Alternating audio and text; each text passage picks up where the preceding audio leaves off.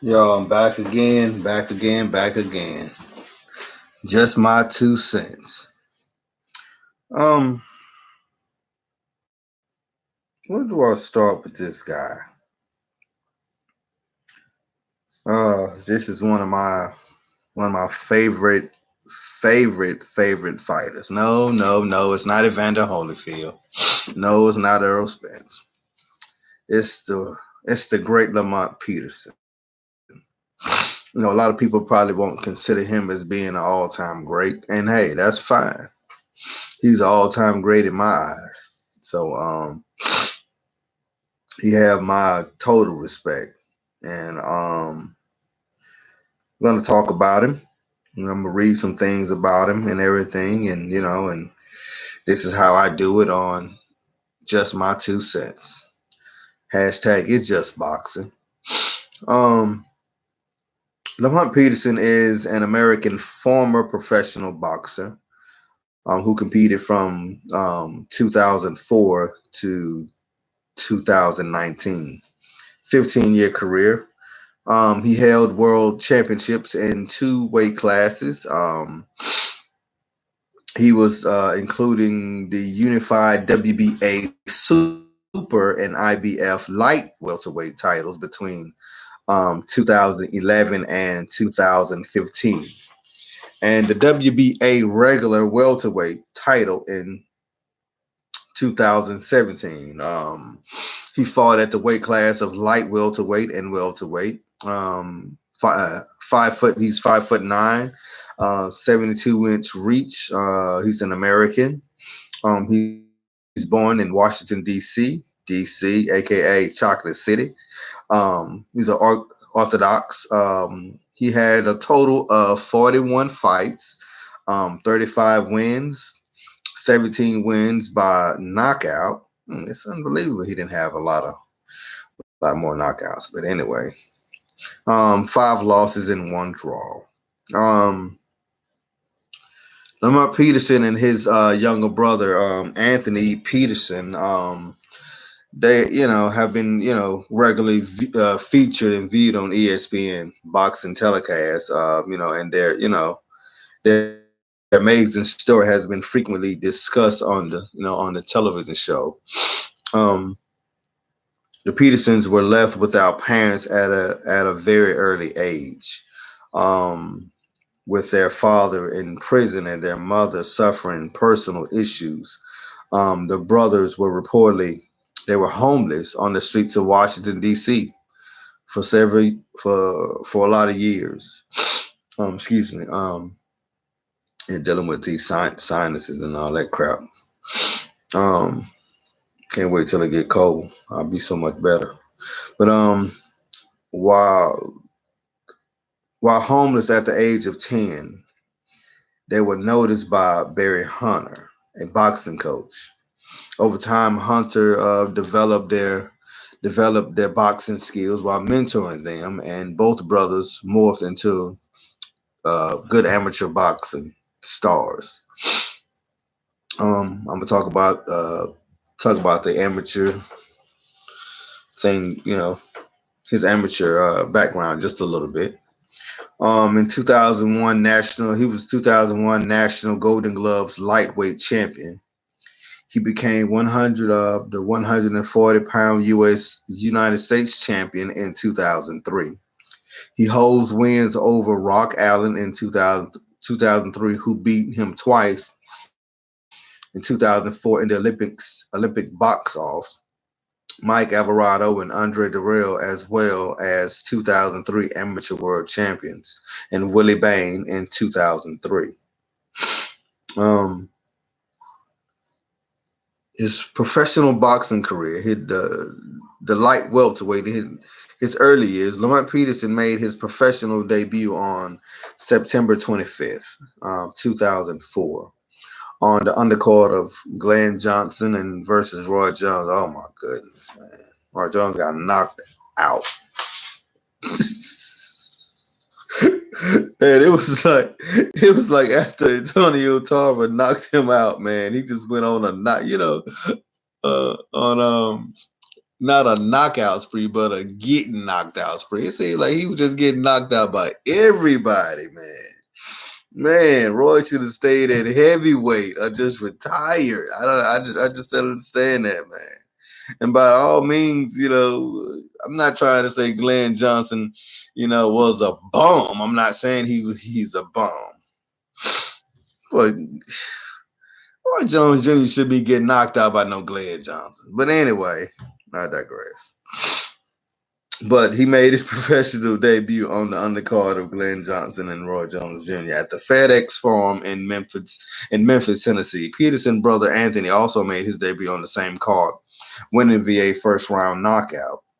But Peterson fought 18-year-old Nicholas Dean, who at the time had only one fight on his record, which was a loss. But Peterson stopped Dean after just 22 seconds into his debut. Wow.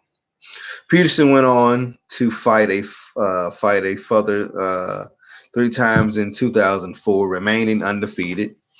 In 2005, Peterson won all of his 11 bouts, and with 5 coming via stoppage. At this time, Peterson had racked up 15 wins with 7 inside the distance and no losses. On February 17, 2016, Peterson saw himself fighting for the vacant WBC United States light welterweight title. I don't know why I keep saying lightweight. Light welterweight title at the FedEx Forum against Jose Leo Moreno. Moreno, his record was 12. His record was 12-1, 10 coming by knockout. But the fight took place on Friday Night Live on ESPN2. ESPN, you know what? ESPN2 used to be pumping with fights. That dog on Teddy Atlas, and what's the other guy Teddy Atlas used to be on that with? Yeah, I mean, they used to be pumping with fights back in the day. Man, they should have left that show on.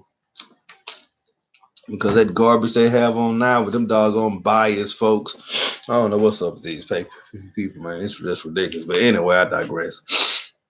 Excuse me. But Peterson was taking the 10-round distance for a second time, winning the vacant title. 2 judges scored the fight 190, whilst the third had it 99 and to 91, all in favor of course, Peterson. So he never made a defense of the title.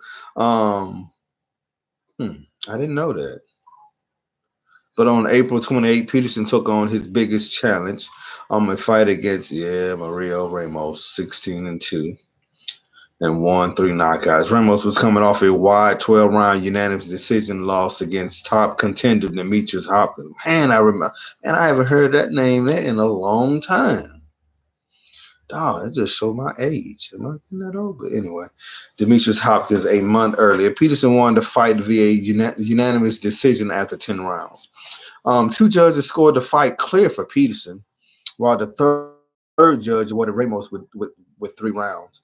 After 4 wins, Peterson received another title opportunity, this time for the vacant WBO NABO super lightweight title. Got it right that time. I didn't say lightweight. I didn't say but anyway, the super lightweight title against Frankie Santos. Peterson dominated the opening 6 rounds of the fight. Santos failed to get up off his stool. Oh, buster. I remember that fight. For the start of the round 7, retiring on the stool. Doggone quitter. I haven't heard anything from Frankie Santos since then, if I'm not mistaken. I haven't heard anything from him. I don't know. He continued boxing, he probably became a journeyman or something like that. No telling. But giving Peterson the win and the title in November 2007, Peterson fought his first fight outside of the United States, knocking out Humberto Toledo, who had a good record of 31 wins, 4 losses, and 2 draws. He's nice, decent knockout power, 18 knockouts in round 1. The fight took place at the Casablanca Casino in Providencia, International Airport on the Turks and Caicos Island. It's a great vacation spot. Peterson's dropped Toledo. Peterson dropped Toledo in to a quick knee with a combination to the head and body. Toledo took the mandatory 8 count.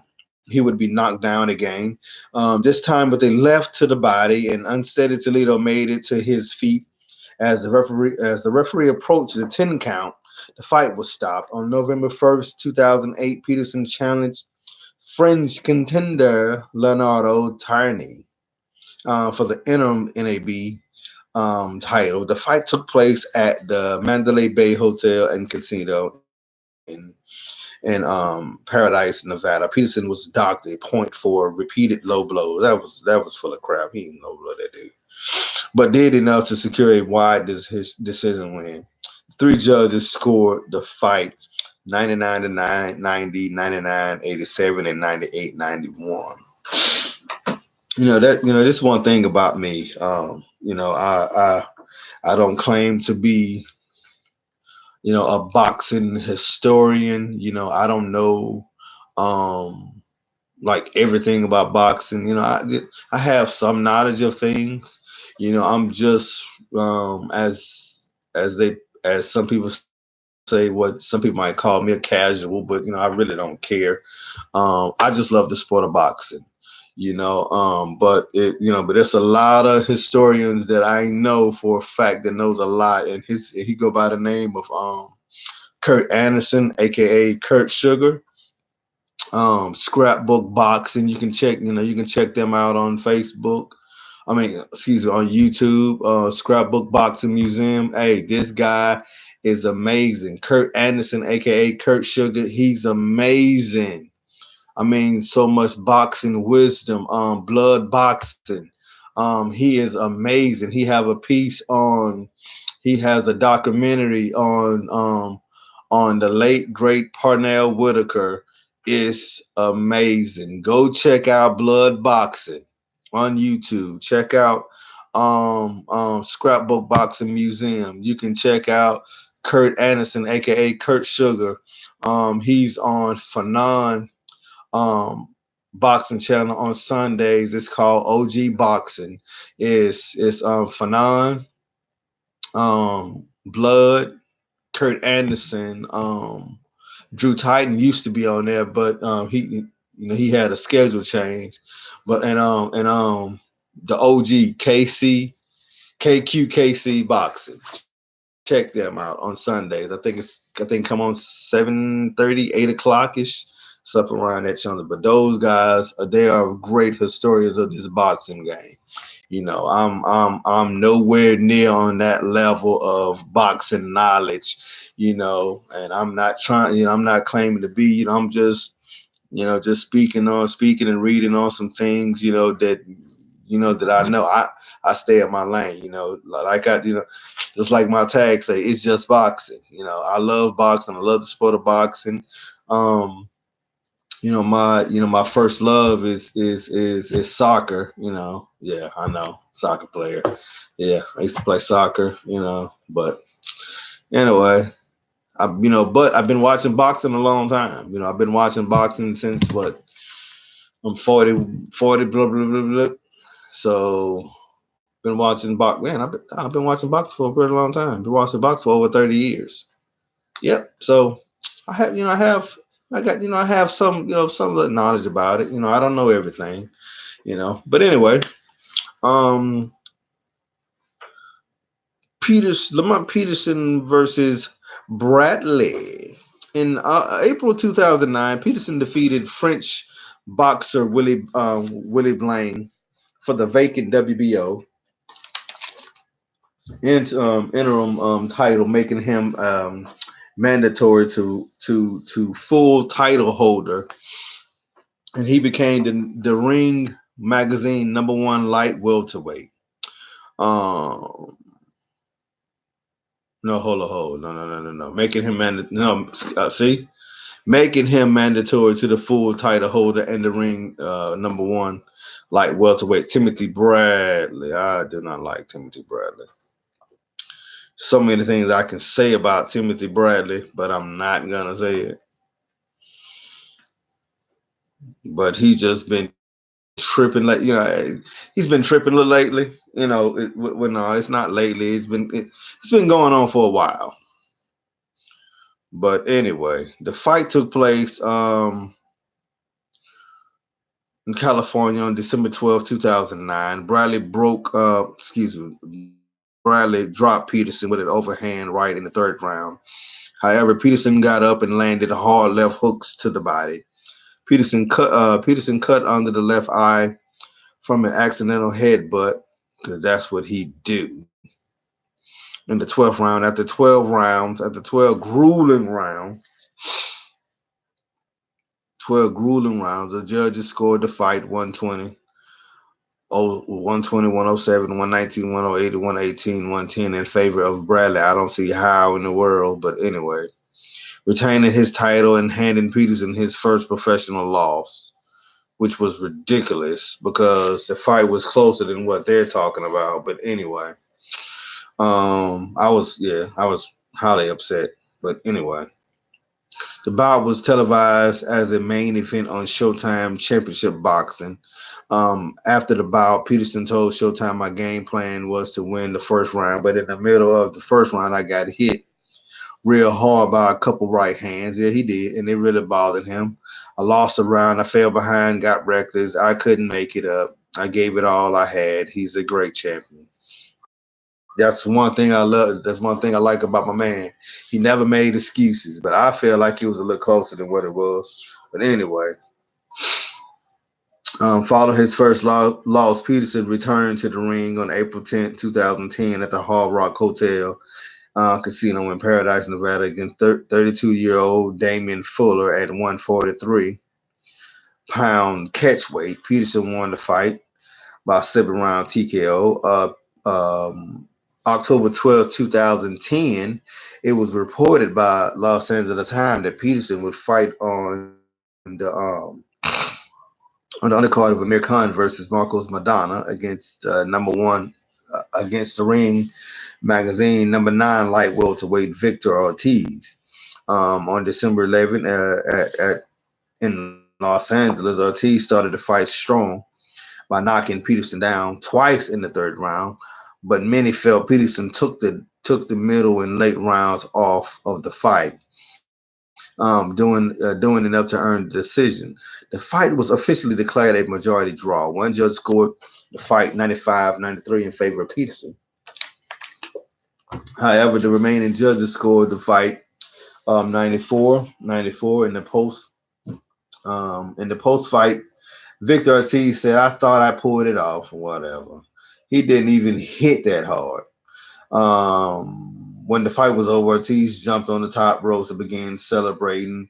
Ortiz landed 96 of 457 punches thrown, while Peterson was more accurate, landing a total of 111. See, that's what I don't understand about this doggone boxing crowd, man. It's like you can outland a fighter, you can outpoint him, outland him, and everything. You can get the harder shots, but but they still will not give you the fight. I don't know, man. But anyway, well, Lamont Peterson was more accurate in the fight. He landed more shots. So I say he won. But anyway. Yeah, you can tell I'm biased. Yes, I am biased. Biased when they come to yes, I'm biased. Um Amir Khan fight. Interesting fight. I just don't like Amir Khan. Never have. Never will. But in 2011, it was announced that Amir Khan would defend his WBA, IBF light welterweight titles in Washington D.C. In December 10th against Peterson at the convention center. But in front of a near sellout crowd of 8,647, Peterson defeated Khan. Yes, by a split decision in a very controversial affair. Whatever. Khan was docked 2 points in round 7 and 12 and round 7 and 12 by the referee Joe Cooper for pushing Although illegal pushing is not usually met with such harsh consequences. That is a lie. I have seen a lot of men. Okay, okay, I understand. Holding your opponent excessively, they dock a penalty. They can dock points for it. If I'm not mistaken, somebody can, write me, can post something in the comments and correct me. I don't mind being corrected, because I don't know anything, know everything. But for excessive holding, you can be docked points for it. They can take points away. For excessive pushing, you can be, have points taken away. A point taken away for that too. That's if the referee see fit on doing it. It's up to the referee. It's at the that's the referee call. So if the referee felt compelled to dock 2 points in round 7 and round 12, guess what? That's what it is. It is what it is. Although illegal pushing is not usually met with such harsh consequences, guess what? If you constantly pushing your opponent, yes, that could be a problem because you don't want him leaning on you, and I mean it's whatever, it is what it is, man. But anyway, the HBO team picked up on this. Peterson was dropped to the canvas twice, although the first time was counted as a slip instead of a legitimate knockdown. Both fighters boxed well, and two judges scored it 113, 112 to Peterson, with the other 115, 110 to Khan. Originally announced was 114, 111 to Khan. Some observers felt it was a hometown robbery, as Peterson is from Washington, D.C., while many felt that Khan wasn't treated fairly. Khan landed 238 punches out of 757 thrown, and Peterson connected on 236 of 573 blows, landing 39%. ESPN, I'm not going to say his name. I would never say his name. Blank Blank scored the fight 114, 111 in favor of Khan. Blank Blank, I'm not going to say his name either, scored it 113, 112 also for Khan. After the fight, Khan said it was like I was against two people, the referee and Lamont himself. Those same people that scored that fight for Amir Khan are the same ones that talks about him in the media. But anyway, um, I was the cleaner fighter, he said.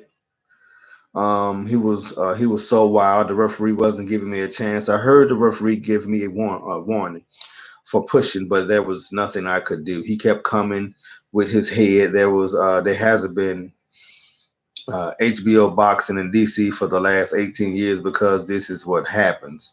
I'm not gonna say they purses, but a rematch was due to take place on the 19th of May. It was later found that Peterson had tested positive for I remember that, for PEDs, and was stripped of the WBA title. He admitted to the use of steroids shortly after. Khan was then reinstated as the WBA champion.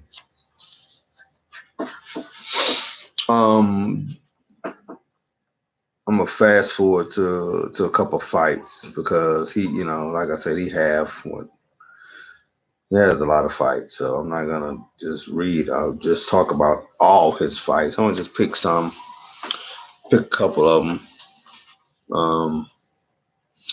Peterson versus Danny Garcia. Great fight, 2015. NBC announced a partnership with Premier Boxing Champion to air premium fights on the network television. It was announced that Danny Garcia and Lamont Peterson would fight April 11, 2015 on NBC primetime television. The fight was at, guess where? The Barclays Center in Brooklyn, New York. The highly anticipated bout between Garcia and Peterson Peterson took place at a 143-pound catchweight and was a non-title bout. Both fighters had something to prove as Garcia was coming off an extremely tough fight with Mauricio Herrera that he actually lost, and they gave him the victory. As we say in boxing, a cherry pick gone wrong. And Peterson was still reeling from a knockout loss to the hard-hitting Lucas Matisse in 2013. Man, it was a tough, brutal fight. The fight was held, and he knocked my man Slap out. Man, he knocked him out. I didn't think he was going to ever recover for that, boy. But anyway, I'm talking about he knocked him.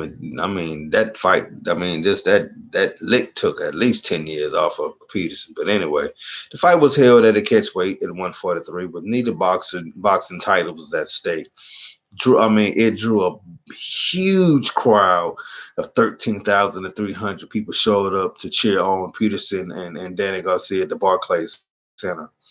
In the early rounds, Peterson was very defensive and attempted to frustrate Garcia with his awkward style.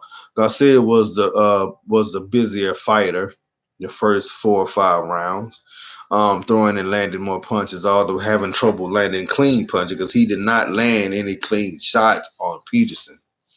But anyway, Peterson's size and athleticism allowed him to stay in the fight even in the face of waves of serious Garcia body blows.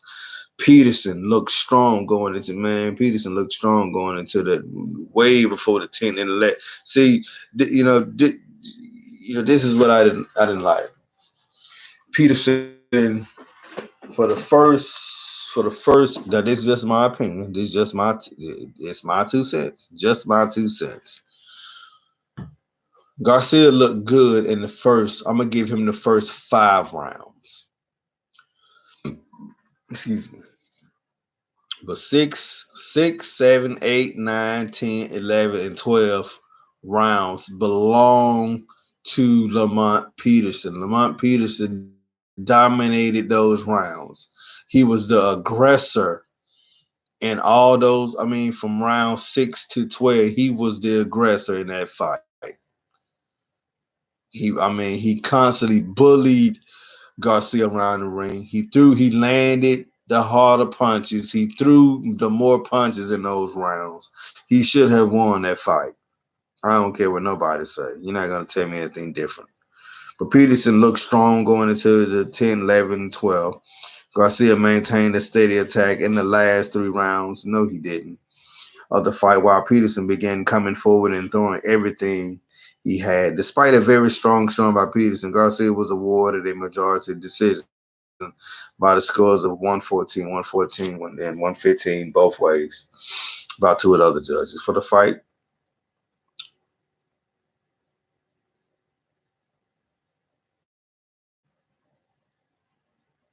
once again,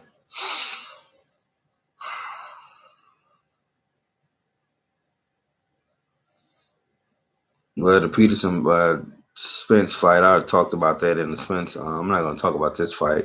I'll talk about that. I already talked about this here in the Earl Spence video. Yeah, Spence dominated the fight. Dominated big time. Peterson only landed 45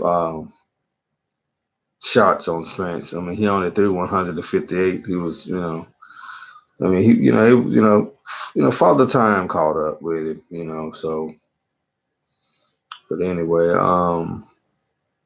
he's one of my favorite boxers of all time, and I think in his last fight he was knocked out by oh my goodness, what's his name? Lipinets, Sergey Lipinets. He was had a TKO loss to Sergey Lipinets, and in his last and final fight he retired. In the ring, he was a great champion in my eyes. He's a Hall of Famer in my eyes.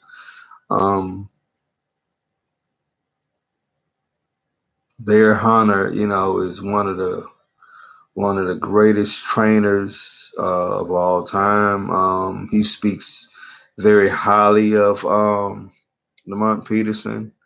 Um, Bear Hunter had to stop it, because he knew Lamont Peterson wasn't gonna quit. He said he said it was really hard to stop the fight, but if Lamont Peterson, he was not going to give up, and that's true. So Barry Hunter himself had to stop it. At the end of the day, Barry Hunter said, this is my son right here, and there's nothing more valuable than his well-being, and from a trainer, that's one of the greatest things you can say about your fighter. He said if it comes to him, if it comes to him or winning, he said I pick him, because he said I care about him, you know. So that's great, man. A lot of boxers need to have trainers like that in there, in their corner, and this is, some of the things I wanted to share about one of my favorite fighters of all time, the great Lamont Peterson. I hope you enjoyed this video. It's just boxing. I'm just here to drop just my 2 cents, and see you on the next stream later.